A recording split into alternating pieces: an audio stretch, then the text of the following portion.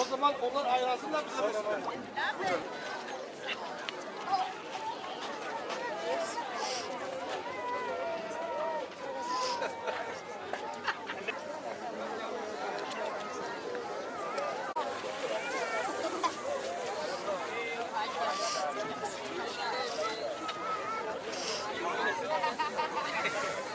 Hadi bismillah.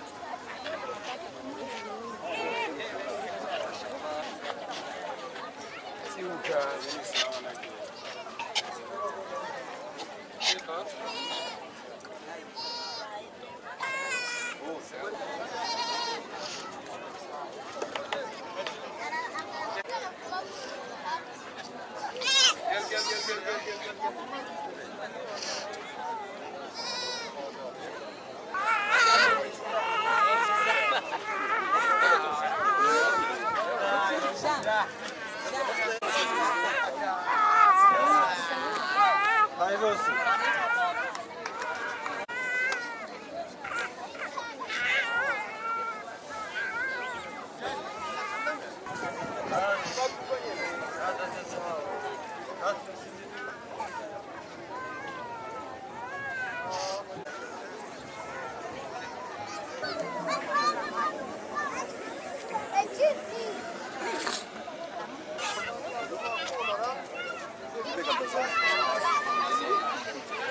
Yardım Vakfı olarak Zeliha Yavcı ve Ziyarettin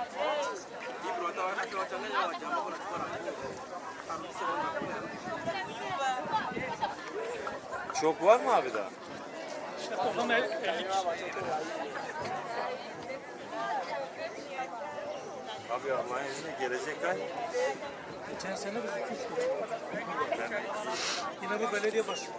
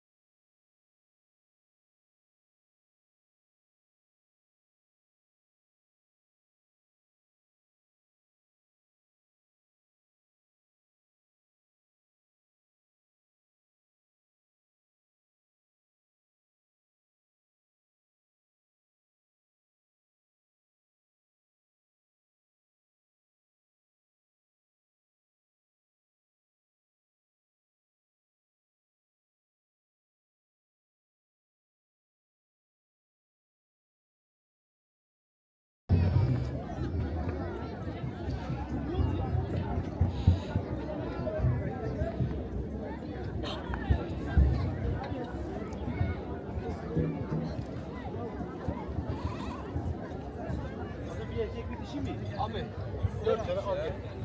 Sen işi sen karıştırma sana. Şimdi adamı hep bir şey yapacaklar. Hep şey yap, getir gel.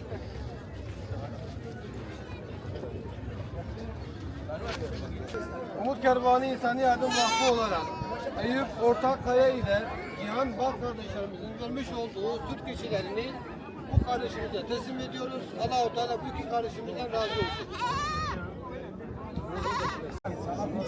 Şehmuz Günaydın Tarık Yalçın'a. Abi bunu siliyorum. Şehmuz Günaydın Tarık Yalçın'a.